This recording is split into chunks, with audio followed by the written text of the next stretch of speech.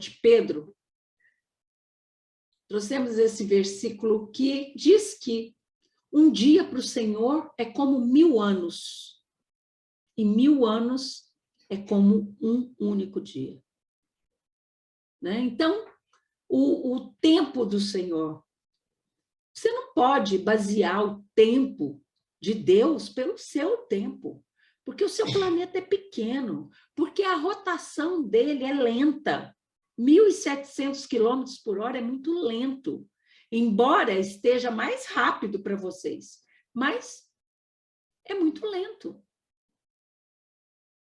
Então, Cristo, o conselho crístico, tudo que eles falam para você o seguinte: você vai reencarnar e você vai viver um ciclo. Né? Um ciclo. Que ciclo é esse? Pode ser um ciclo lunar, pode ser um ciclo galáctico, pode ser um ciclo solar, pode ser um ciclo da Terra, pode ser um ciclo de Vênus, de Júpiter, dependendo da sua raça, dependendo da sua origem. Não existe como calcular do jeito que muitos pretendem por aí, né? Fazendo cálculos, equações, para encontrar as datas em que isso vai acontecer. Deus age quando ele acha que deve agir. É assim que acontece. Né? São os propósitos divinos que são conhecidos pelos Cristos, e os Cristos, né, distribuem ao seu conselho, aos seus emissários, para que eles possam cumprir a vontade do Pai.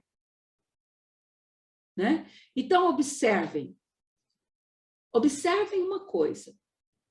Nós já falamos na quantidade imensurável de galáxias no seu universo. Nós já falamos na quantidade absurda de estrelas com planetas só no seu universo. Não dá para calcular. Não dá para calcular. Né? E para cada galáxia, para cada sistema solar, para cada mundo, tem um Cristo. E esses Cristos, eles fazem o seu próprio conselho de Cristos, que é orquestrado por um Cristo mais velho. E eles estão, nesse momento, coordenando destruição de mundos, e, nesse mesmo tempo, eles estão coordenando, arquitetando o nascimento de novos mundos. Senhores, um universo desse que tem governo, que tem direção, que tem planejamento, o mal não pode imperar. O mal não pode imperar. Não existe a guerra de Lúcifer contra Deus, contra a luz. Não existe isso. Né? Existe um mal que existe, que está dentro de cada um por livre e espontânea vontade. Isso é o que existe. E é isso que deve ser trabalhado. Porque nós vamos falar hoje da separação do joio e do trigo, está na hora de você escolher o lado que você quer permanecer. Né? Então, usando uma frase do próprio Einstein, a distinção entre passado, presente e futuro é só uma ilusão. Uma ilusão que persiste, que insiste. Né? E nós trouxemos o exemplo de Lázaro, da ressurreição de Lázaro, para mostrar a vocês que não havia tempo para o Cristo. Porque ele consegue manipular o fluido cósmico universal. Ele consegue voltar esse fluido, né, reorganizando as moléculas,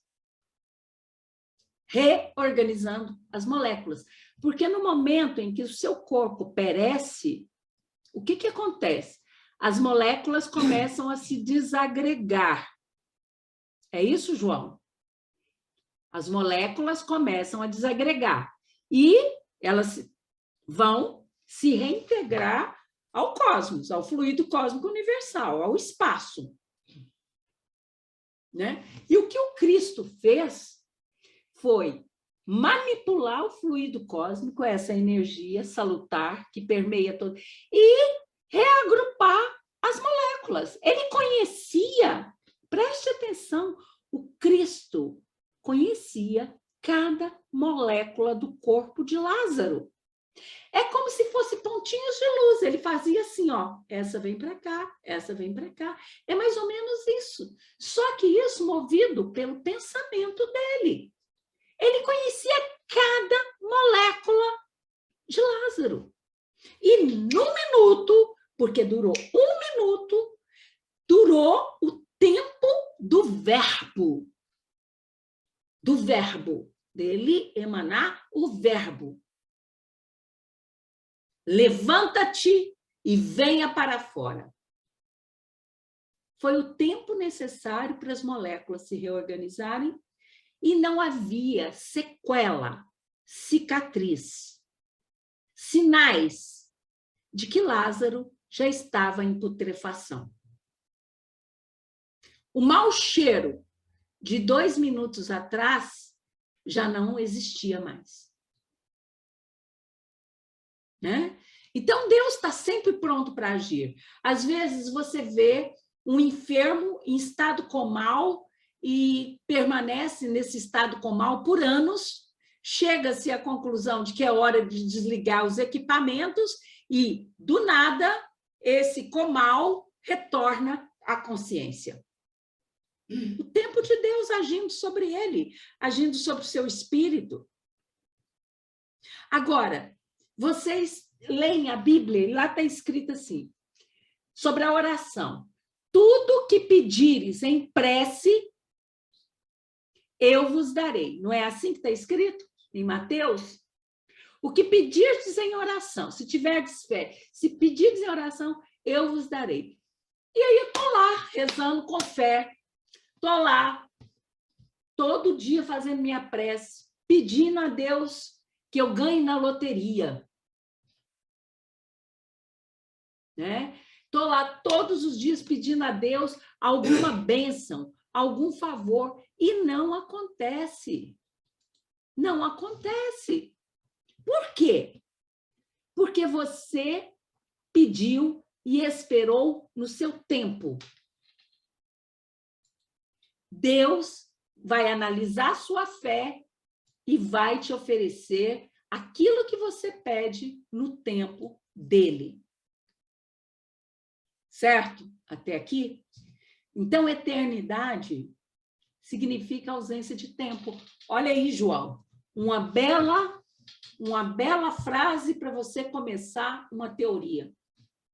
A eternidade significa ausência de tempo. Eternidade significa que não tem começo e não tem fim. Por isso que no nosso encontro anterior, eu disse para vocês que de eterno mesmo, somente Deus. Nós somos semi-eternos. Porque todos nós tivemos um começo e Deus não. Verdadeiramente, só Deus é eterno. Porque eternidade real, eternidade verdadeira é aquela que não tem começo e não tem fim. Se Deus tivesse tido um começo, é porque ele foi criado por um Deus anterior. Concordam? Ou discordam? Então, ele é incriado. Somente ele é eterno verdadeiramente. Anjos, arcanjos, serafins, querubins, homens, entidades biológicas extraterrenas, todos são semi-eternos, porque tiveram um começo, embora não tenham fim. Porque a evolução não tem fim. Né? Então, sendo Deus eterno, ele não pode ter começo. Né? E não pode, e não vai ter fim, porque essas são as suas duas principais, os seus dois principais atributos. Então, como que nós vamos esperar que Deus haja no tempo humano, no tempo da Terra? Quantos planetas foram criados pela vontade divina? Quantas galáxias os cristos construíram atendendo à vontade divina?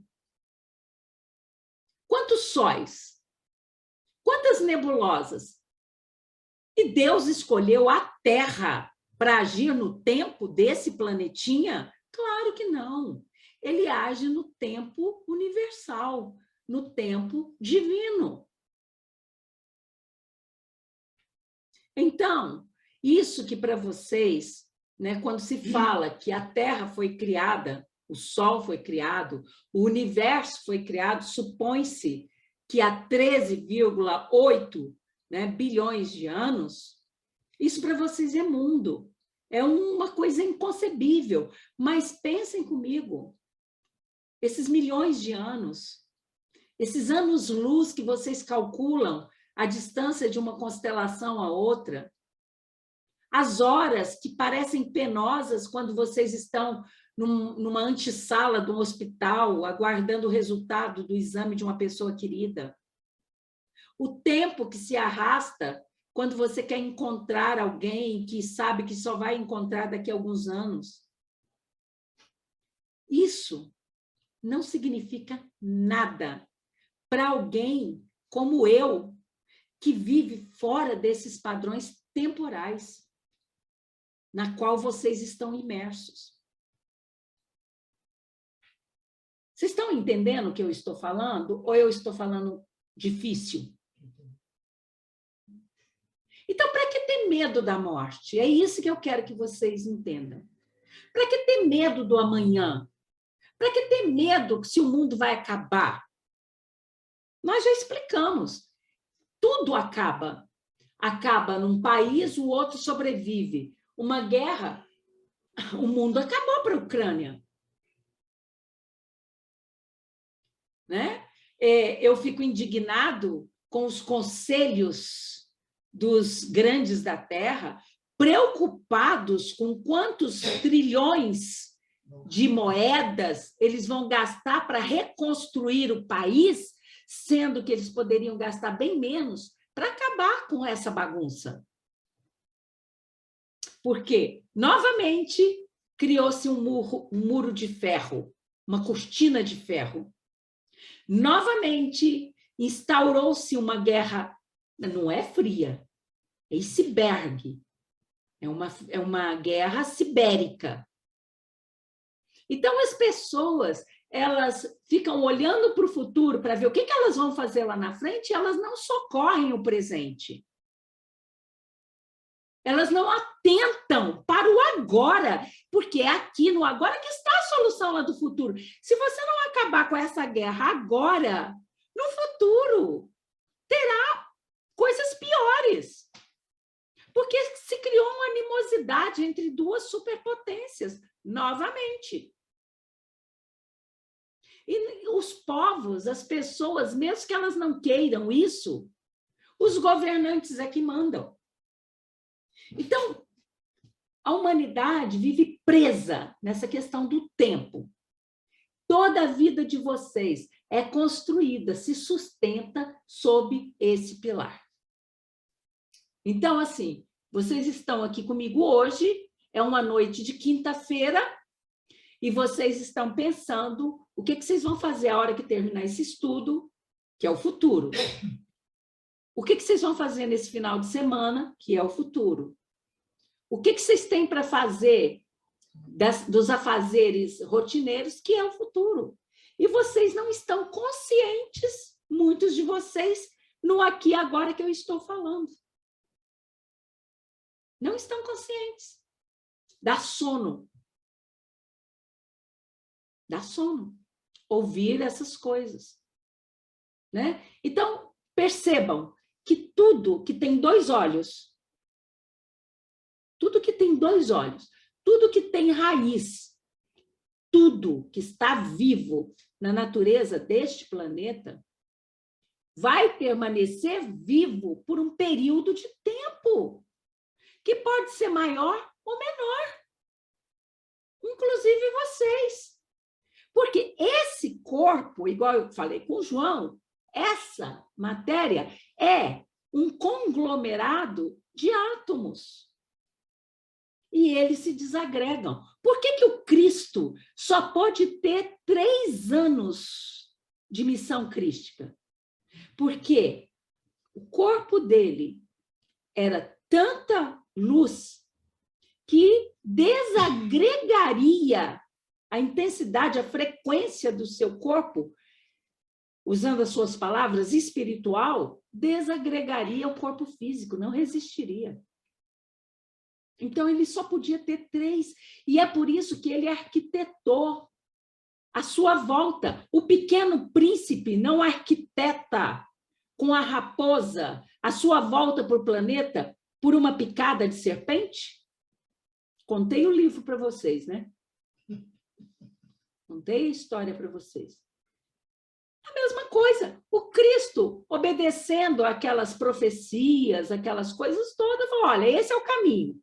Eu tenho que encontrar, ele tinha uma saúde de ferro, porque o DNA daquele corpo que serviu de suporte para ele foi um DNA puro, ele não tinha uma cárie, todos tinham os dentes ruídos, ele era um homem alto, esguio, bonito, porque ele tinha um DNA perfeito. Né? Mas ele tinha que encontrar uma solução. A solução era aquela.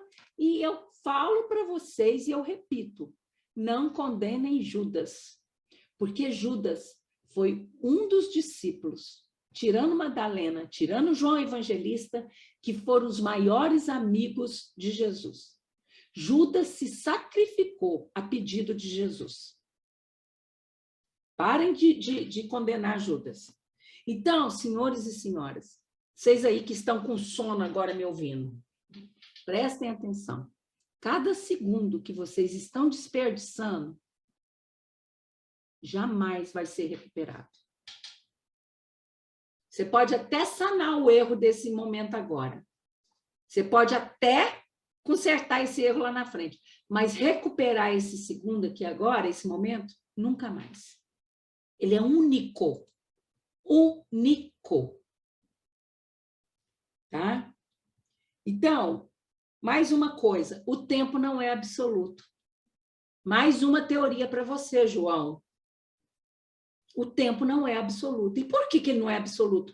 Porque em cada mundo o tempo tem uma característica. Né? Então, ele é, né, mais uma dessas grandezas físicas que compõem, que agem o universo.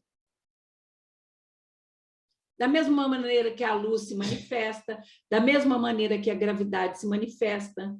No mundo massivo, como Júpiter, por exemplo, né, no mundo gasoso, me desculpe, como Júpiter, por exemplo, o tempo é totalmente diferente. Começa pela rotação dele em torno do Sol. Por aí você já vê. Né? E o tempo é relativamente finito. Bom, se ele é relativamente finito, ele não é uma característica de Deus, né? Porque todas as características de Deus são infinitas. Eu já não falei para vocês que Deus é atemporal? Né?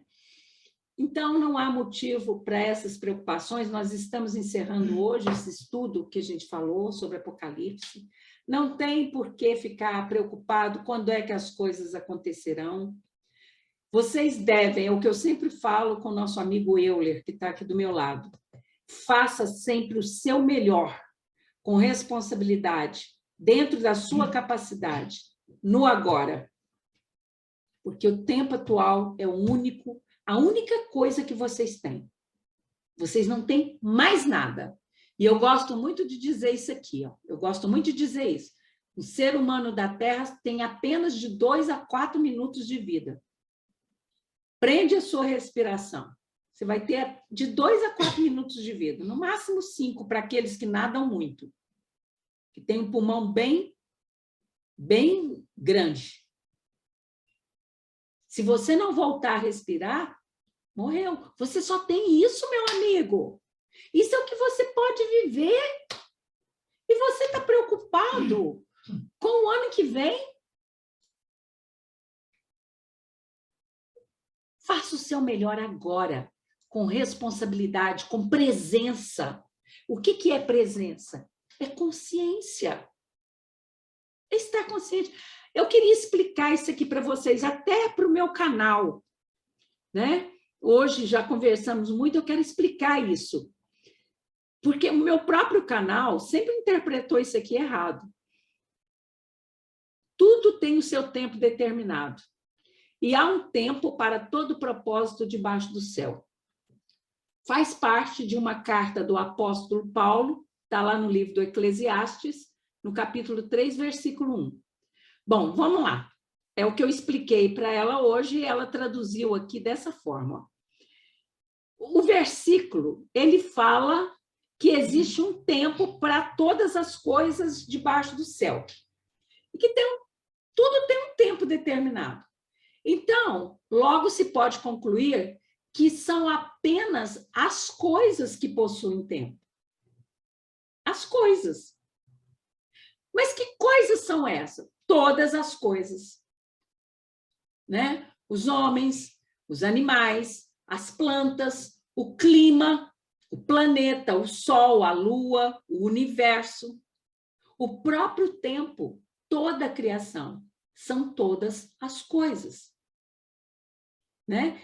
Então, para tudo isso, senhores, prestem atenção, para todas as coisas, Deus determinou um tempo prévio, um período de funcionamento, de existência.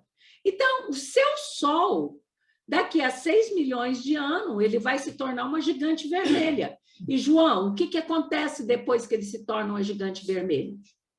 Primeiro, ele vai engolir todo o sistema solar, todo o sistema solar. Pelo menos o sistema solar inferior, os 4 primeiros planetas, é isso? E depois, o que vai acontecer? Ele vai explodir. Dessa explosão, podem surgir o quê? Uma supernova, porque dessa poeira, né? Eu vou falar da minha forma, para que as pessoas possam entender. Dessa explosão vão surgir destroços, poeira estelar. Da agregação dessas poeiras que vão estar próximas no movimento, né, concêntrico, podem surgir supernovas, novas estrelas, que são muito mais brilhantes do que a sua forma anterior. Elas emitem muito mais luz. Você está vendo que tem um tempo determinado? Por que para o homem não teria um tempo previamente determinado? Ah, mas ele morreu tão jovem, ele tinha 18 anos. Era o tempo dele. Ah, mas tinha 3 anos. Era o tempo.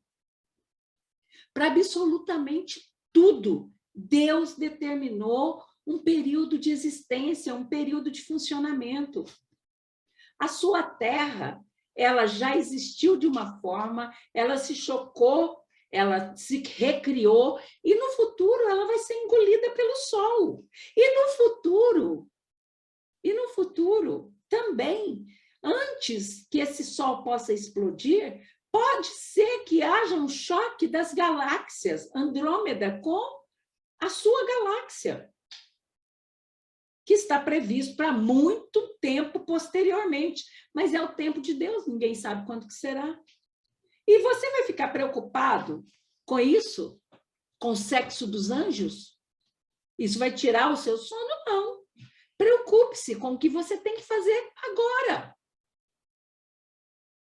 Então, você tem que entender que para cada coisa, você tem que usar o seu entendimento de uma forma favorável a você.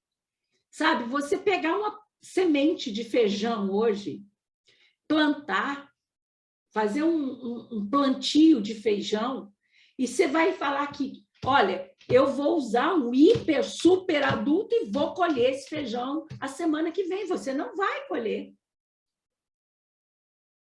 Porque ela precisa de um tempo. Isso não vai acontecer. Então, é isso que tudo tem um tempo determinado. Tudo tem um propósito debaixo do céu. Né? Então, quando é a mesma coisa de você perguntar assim, quando é que esse meu sofrimento, essas minhas provas vão acabar? Elas têm um tempo certo para acabar. Elas têm um tempo determinado para acabar.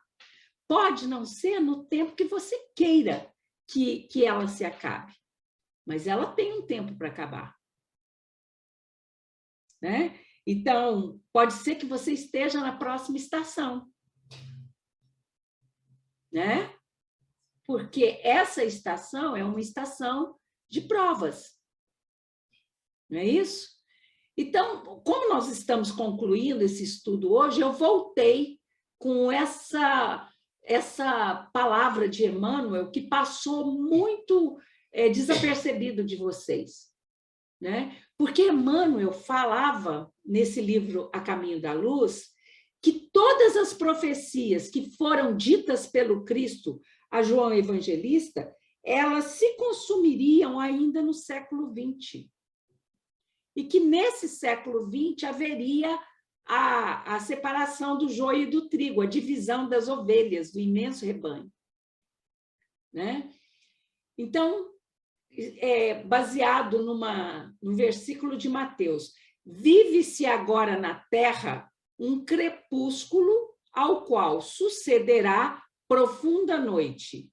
E ao século XX compete a missão do desfecho desses acontecimentos espantosos. Bom, Emmanuel falou que aconteceria tudo no século XX, não aconteceu. Emmanuel mentiu? Então, vamos lá. Esse livro foi escrito em 1938, mas houve uma reunião da comunidade dos Cristos, das potências angélicas no sistema solar, lá em julho de 69.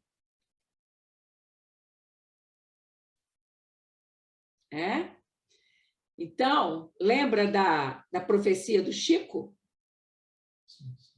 Vocês lembram tem um nome aí que eles falam,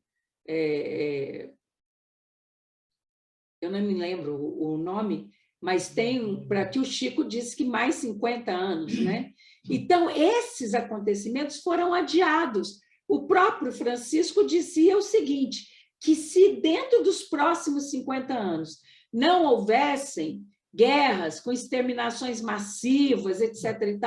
e tal, a humanidade viveria um tempo de prosperidade ímpar, né? Onde as comunidades, né, das muitas moradas do Pai poderiam se comunicar, trocar tecnologia, conhecimento, etc. e tal. Então, Emmanuel não mentiu, apenas houve, né, no dia 20 de julho de 1969, uma nova reunião das potestades angelicais que previram, né, esses acontecimentos. Então, nós estamos aí vivendo, né, essa separação do joio e do trigo, que nada mais é do que colocar num vagão do trem-bala aqueles que não estão mais coadunando com as novas frequências dessa estação em que vocês estão. Né? Isso não é castigo para eles, isso não é... Eles estão sendo expulsos do paraíso, porque eles vão chegar a essa conclusão, como vocês um dia chegaram. Né? Porque aqui, embora seja um mundo de provas e expiações, vocês têm uma tecnologia até certo ponto bem desenvolvida, vocês têm recursos que dão a vocês conforto, né? Vocês têm uma série de benefícios que no mundo primitivo não teria. Então, o trem que leva esses passageiros não é um trem que vai para lá, é um trem que vem para cá, que está indo na direção desses infinitos mundos que estão sendo continuadamente criados. Quando que ocorrerá? Já está ocorrendo há muito tempo. Mas se você me falar em ano, eu não vou te responder, porque é por ciclo. De que forma está acontecendo? Pronto, foram dados oportunidades várias a todos esses passageiros, né? Todos eles, a cada um deles, quando das suas últimas existências desencarnaram, estavam em condições bem degradantes do ponto de vista moral e espiritual, foram chamados, né, até os ministérios da reencarnação, que não é só o do nosso lar, haja visto, da nave Nosso Lar, né? Todos são dotados desse... Vocês chamam de ministério, seria a coordenação, o planejamento reencarnatório, né? E foi proposto a eles, olha, você vai ter mais uma oportunidade. Você vai nascer numa família assim, assado, você vai ter uma educação assim, assado, e se você se reajustar, então você continua. Se você não se reajustar, então você vai para uma casa que está de acordo com os seus, com as suas energias, com os seus pensamentos, né? Para onde irá o joio? Para esses mundos primitivos, parecidos, para vocês terem uma ideia, parecidos com o seu mundo, quando vocês, os primeiros, começaram a vir para cá. Um mundo neolítico, né? Um mundo em que tudo estava por fazer, não havia ferramentas, não havia o fogo, não havia a roda, não havia sequer a pedra lascada, né? O homem era um primata, o hominídeo, né? Podemos chamar de hominídeo, né? Um primata e coletor, né? Ele colhia sementes, era disso que ele vivia. E o seu cérebro era pequeno dentro de uma caixa craniana miúda, né? Microencefálica, né? Então, e para onde vai o trigo? Vai para o paraíso, porque nós somos os escolhidos e seremos arrebatados. Não é isso que vocês escutam falar? Né? Não, vocês permanecerão aqui. Aqui.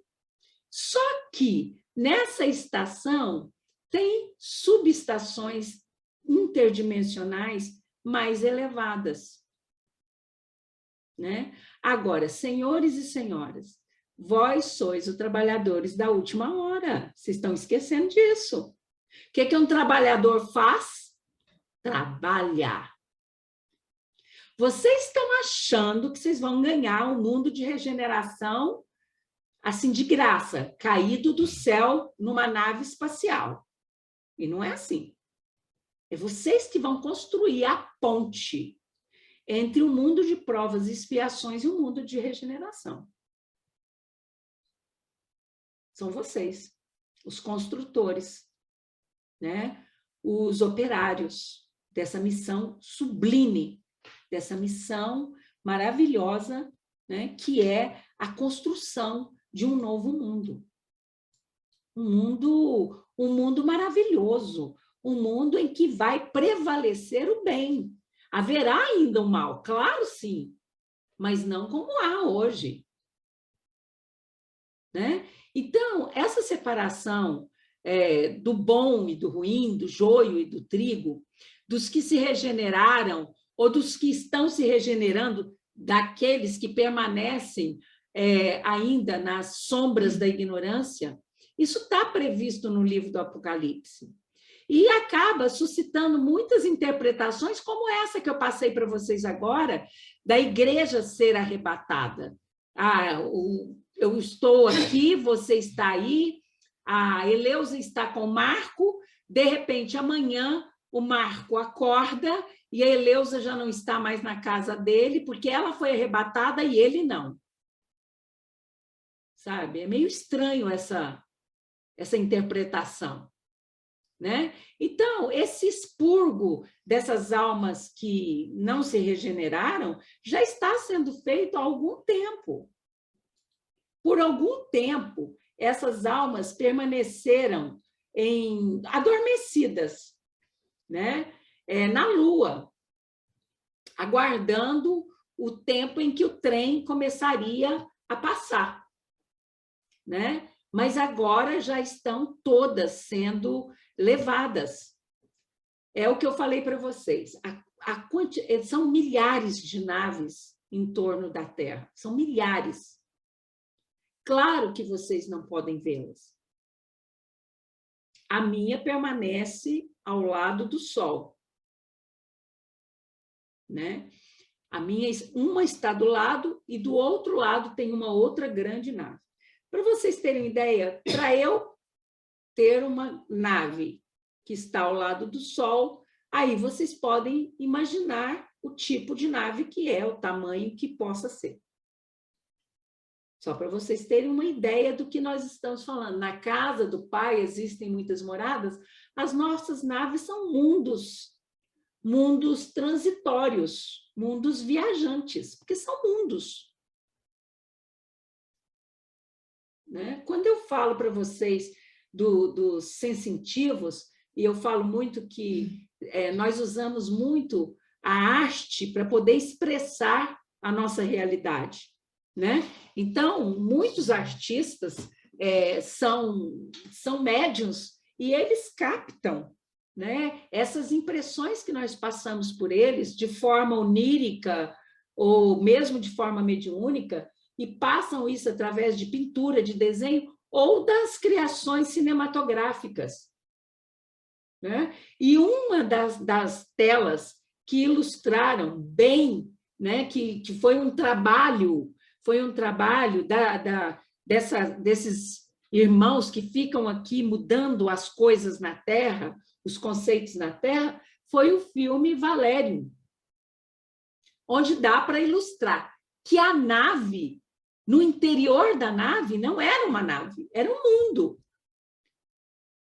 Porque são vários andares. Eu já falei isso para o João, já falei isso para outros aqui.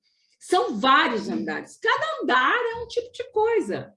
A direção da nave está no topo. Tem naves que são redondas, tem naves que são triangulares, tem naves que são piramidais, tem naves que têm formato de charuto.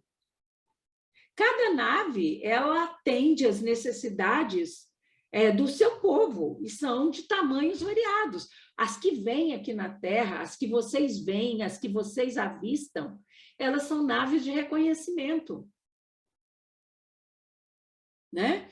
Então, voltando ao que o irmão Francisco falou, ele menciona a importância da humanidade não entrar em guerras de extermínio de grandes proporções. E o que o homem fez? O que o homem fez?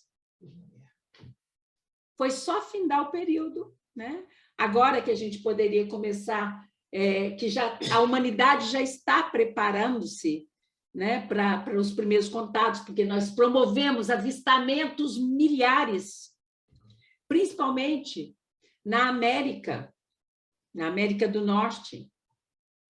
Né? Nós temos promovido avistamentos em todo. Esse país aqui é um dos países onde nós promovemos o maior número de avistamentos.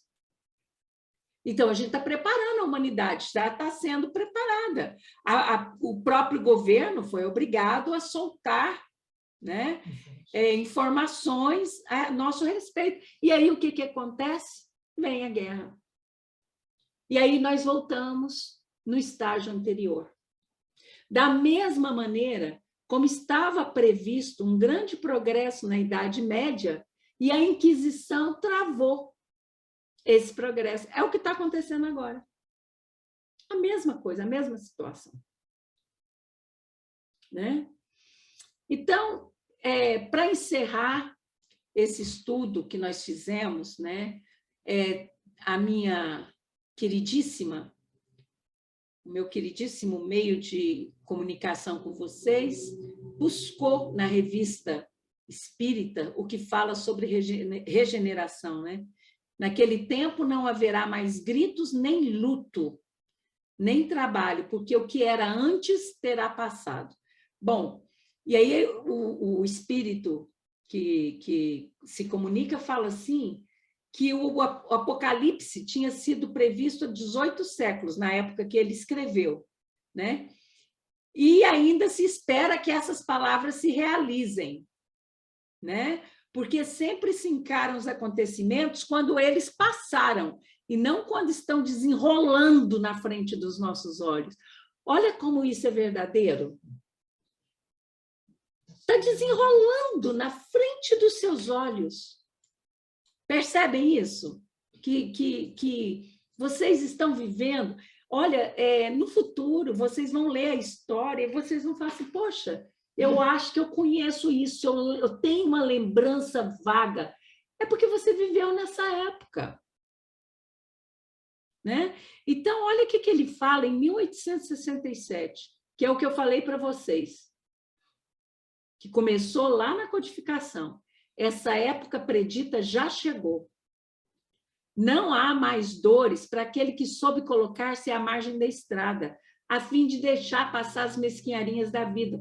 Porque quando veio o codificador, trazendo toda a mensagem da eternidade do homem, que não havia morte, não há mais luto, não há mais grito de dor, a partir do momento em que o homem assimila isso de fato, entende isso de fato. Né? Então, tudo isso é previsto por Deus, né? Previsto pelo Cristo, que cumpre a vontade de Deus. Então, quando Cristo fala, né, lá no livro do Apocalipse, que antes que essa geração passe, acontecerão grandes coisas, ele não está falando daquela geração, ele estava falando do estágio da humanidade, do estágio em que a humanidade estava. Então, cada um de vocês, é como eu disse, o Cristo conhecia cada molécula de Lázaro. Deus conhece cada uma das suas criaturas. Deus conhece o âmago de cada um. Porque quando ele cria o princípio inteligente, que é a molécula divina, a partir da qual tudo foi criado e se tornou o ser humano que você é hoje, né? O pensamento dele estava nessa molécula. Então, ele te conhece, porque ele está dentro de você. Né? Então, não tenham medo, não tenham pressa, não fiquem ansiosos pelo que vai acontecer, pelo que deixa de acontecer, pelo que está acontecendo, porque a tarefa de cada um, né, é fazer o seu melhor. E ele continua: vossa resignação e, sobretudo, a vossa amenidade não são, senão, testemunhas da vossa inteligência e da vossa fé na eternidade. Quer dizer, se você tem fé na eternidade e você usa a sua inteligência a seu favor, você acelera o seu tempo. Né? Agora, se você resiste, né, a essa situação, a essas coisas que têm que acontecer, porque são cíclicas, então você está perdendo minutos preciosos, como eu falei. Né? Continuando a mensagem que veio muito a calhar. Acima de vós, neste universo, onde se move o vosso mundo, planam os espíritos mensageiros, que receberam a missão de vos guiar. Substitui a palavra espíritos por essa palavra carinhosa que vocês nos chamam e que nos sentimos muito honrados, irmãos das estrelas. Substitui e dá tudo certo. E vocês entenderão a nossa missão. Né? Então, nós sabemos quando vão se realizar esses acontecimentos preditos, à medida da altura da montanha em que nós estamos. A minha montanha, por exemplo, é o Sol. Então, eu consigo ver até além de Plutão, porque eu estou bem alto nessa montanha. Mas tem uma montanha, tem uma nave que tem um comando direto de Ashtar Chahran, a quem eu estou submetido, e que não está no Sol, e que nem por isso está mais baixo que o Sol. Essa nave é uma nave maior que o seu país e é comandada pelo próprio Ashtar Chahran, que é o grande coordenador, o grande governante de todo o comando Ashtar Chahran, né? E essa nave está sobre esse país, só que ela é tão grande que ela abarca outros países também, né? Então, aquele que tem certeza da sua eternidade, da sua imortalidade, que tem fé nos desígnios de Deus, que confia nos tempos previstos pelo Pai, que sabe que para cada coisa tem um tempo certo, se está sofrendo agora, vamos sofrer direito, com educação, como disse Emmanuel ao Francisco, vamos sofrer com educação, né? Se não está bom, vamos procurar melhorar, né? Porque vocês têm acima de vocês mensageiros que estão velando por vocês, que estão cuidando de vocês, com a missão de vos guiar. Por que eu estou aqui? Né?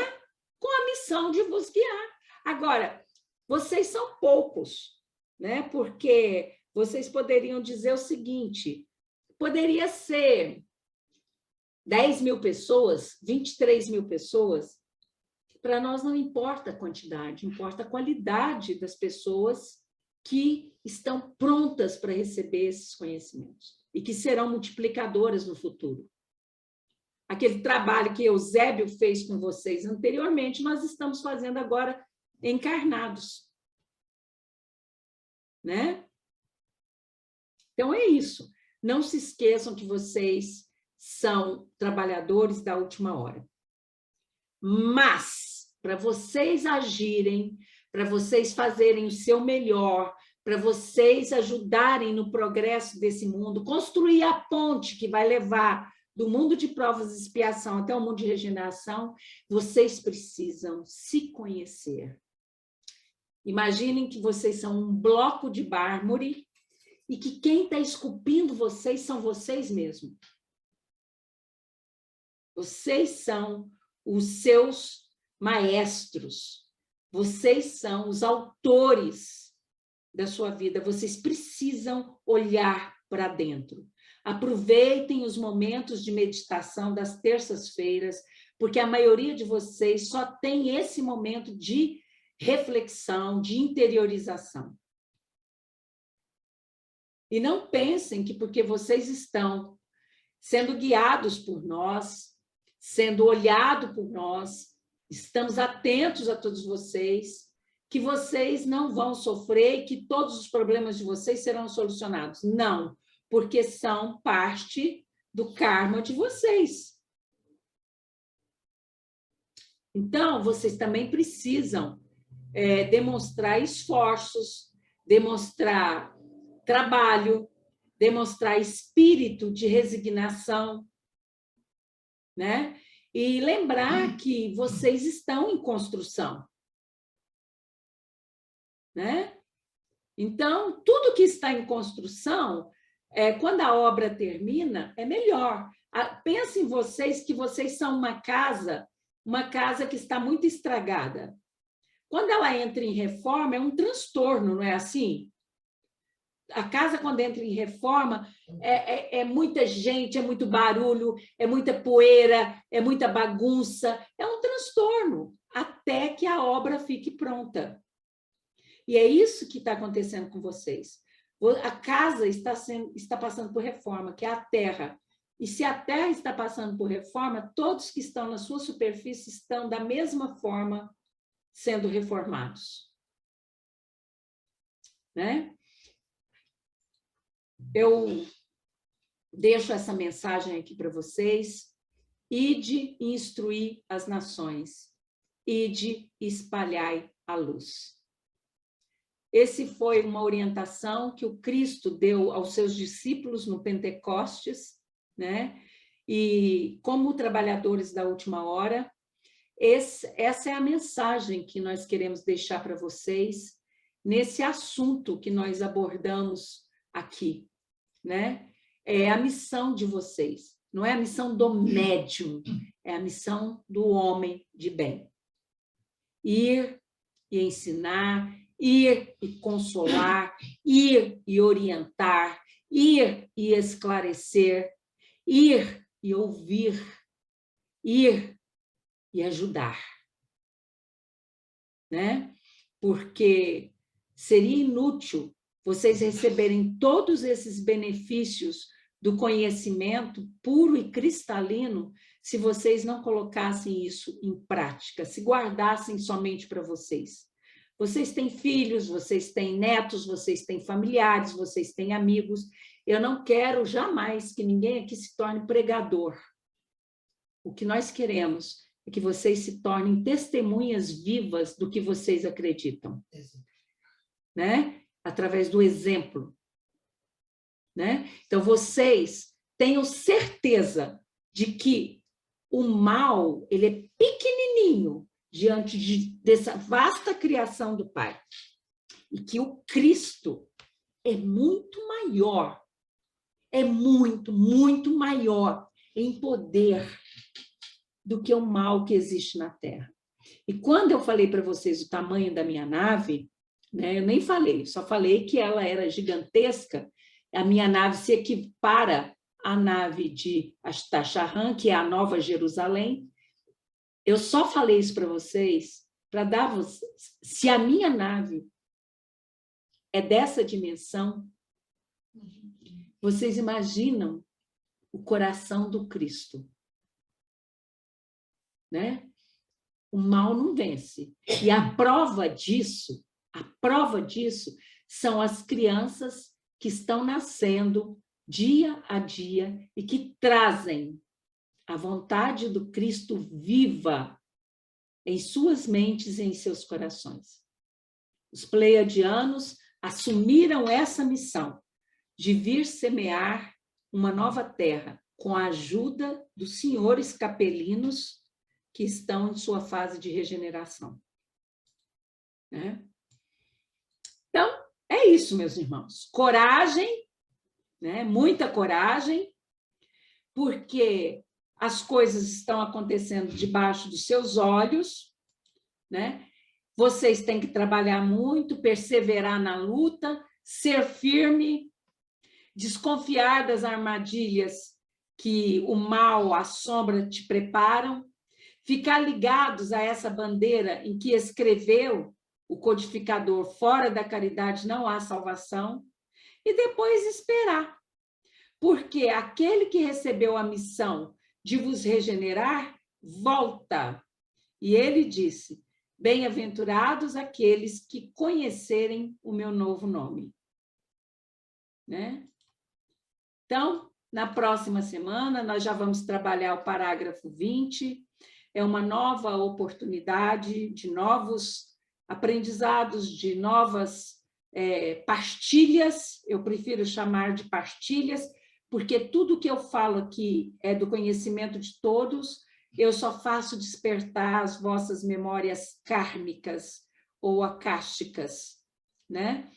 E peço sempre ao Pai, peço sempre ao Cristo, a quem eu sirvo, que me dê permissão para continuar conduzindo essa parte do rebanho crístico a verdes pastagens, onde jorra leite e mel, onde há paz e luz.